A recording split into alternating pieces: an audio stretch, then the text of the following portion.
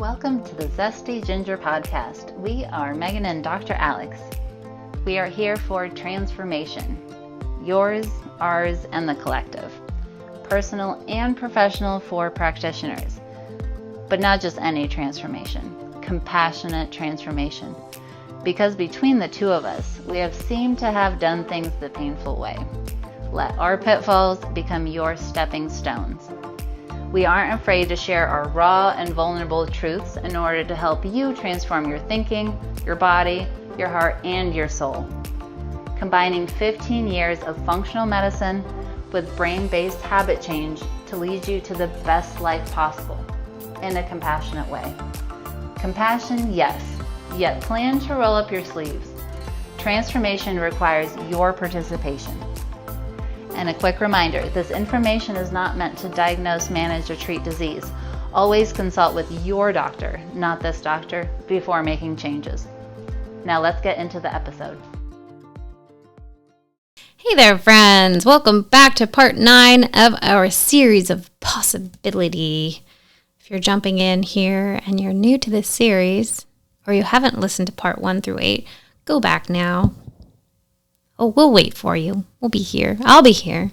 Go check it out. It goes in order. There's a reason. There's a workbook. Check it out. Okay.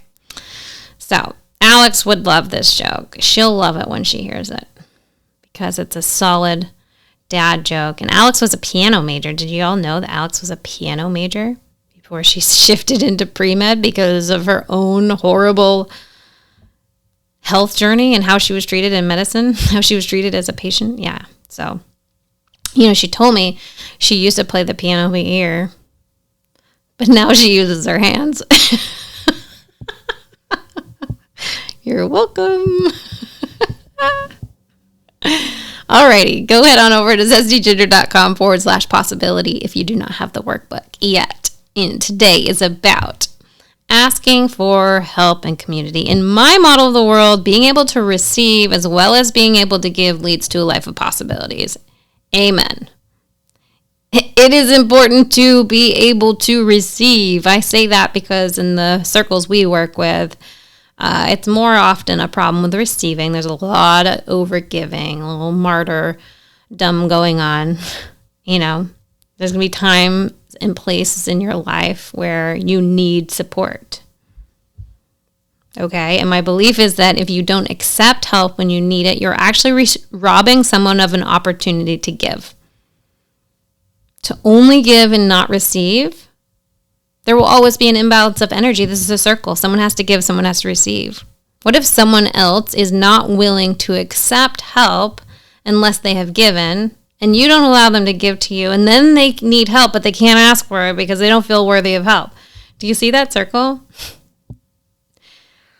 Let me give you an example. I was stuck one time. My mom lives downstairs. I have lots of good friends where, if I ever, and my husband right now is working from home and retired. So, if I ever need help with getting kids to and from school, it's not a problem. Although he was away, my mom wasn't here. And I had to reach outside of my circle of comfort to ask somebody. I was stuck. I couldn't pick her up. I was like, geez, okay. This isn't normally that hard because I had someone else at school I knew needed help with a ride with their children and they were not asking for help. And I'm like, why aren't they asking for help? I would have picked them up. And then when I was in the position, I realized it's a little bit different and vulnerable when you're on the other side and you have to ask. So I actually reached outside of the circle of people who I'd normally help. And I was like, hey, I'm in a pickle. Are you willing to help me? And they were like, of course, and helped me easily. And then you know what happened? That mom, a week later, and she let me know this. She called and asked me for help. Now, she had never asked me for help before. And she said to me, the only reason I was okay with it was because you asked me a while ago. So me actually asking had given her permission to reach out to me or someone else to get help. So modeling the fact that we can get help, modeling that it's okay, we're all going to need it sometime, is actually super, super helpful to someone else. And remember, I know it's hard when you're in the position of needing help and you're feeling like, oh my gosh, maybe you have a lot going on in your life and you feel like it's one thing after another and you're like, I cannot ask again. I have a good friend here who lives locally near me who got into a car accident recently. And we're the kind of friends where we're both military, so we've kind of crossed paths many times. We first met, we lived together in Hawaii. Well, not together. We both lived in Hawaii at the same time. And so we'll see each other, and then we probably won't talk for 3 or 4 months, and then we'll one day call up and see each other again. And right now we both live in Virginia Beach. And I had seen her maybe 6 weeks ago, and we had lunch, and she was doing great. And then just like 2 weeks ago, I got a call from a friend saying, I'm really worried about our friend. And I'm like, why? She was great. I just saw her a month ago. And she's like, Megan, she was in a horrible accident. And I had no idea. And this bothered me like a lot. This bothered me later. And of course, it's not the person who got in an accident. It's not their job to tell me. She's not on social media. And I hadn't called, right? Like I hadn't checked in because that's just not the timeline. Of course, I felt totally guilty about that. And she even said, she said, well, what am I going to do? Call you up and let you know I'm in an accident? And I'm thinking, yes, please. Yes, please call me up and let me know, because I would have loved to help. Although at the end of the story, in a way, and I've heard this from many people before, that often when something happens, it's pretty tragic. In the very beginning, there's a lot of people coming to help you and making you meals and whatever, or when people have a baby, I've heard this. And then right when you get to like the 6 week, 2 month, 3 month mark where you're still really needing a lot of support and people have kind of, they're not there to help as much, I was like, well, I guess I'm coming in right now where I'm like, all right, let's do this. What can I bring? What can I do? And I went and sat with her for the day when her husband was going somewhere, and I was able to just bring her food and bring her bone broth and collagen and then super healing foods and things. And anyway, I just share this story because I was actually upset that I couldn't help her, that I didn't know to help her. And there was nothing on her. She was just not in a position to tell me. But let's say like, you knew you needed help and you didn't ask, you could actually, the other person could really, really want to. I was like, I would have loved to have known. I would love to have come down, and she's like, to sit here and be with you.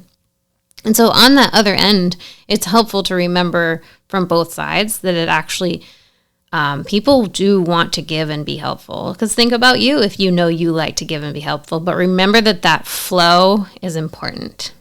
Okay? So everybody here, can you say out loud, yes, Megan, I will receive. Learning to receive is important.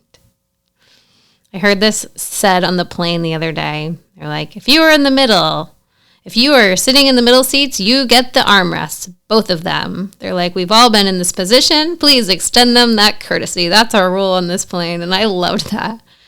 And that's what our community is like, because sometimes you're in a place where you're in the middle, right?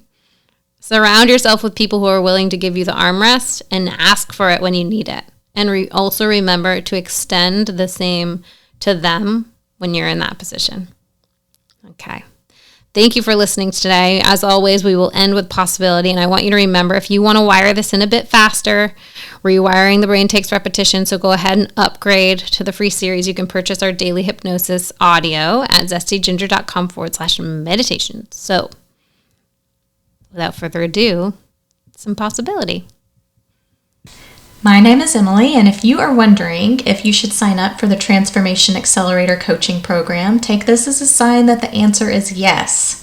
I really don't know what it was that made me pull the trigger on the program. I've been a follower of Megan and Alex and Zesty Ginger for a long time. I've done some other programs, but on this one, I really didn't know what NLP was or QTT. I think my subconscious was telling me that I needed this for myself, even though the conscious message was, hey, go check this out. You'll gain more tools to help your current clients. I'm a health coach and a nutritional therapy practitioner.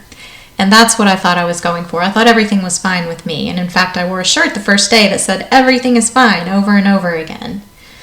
I was ignoring my feelings. I was pushing back any thoughts that I thought might get in the way of things that I wanted to do.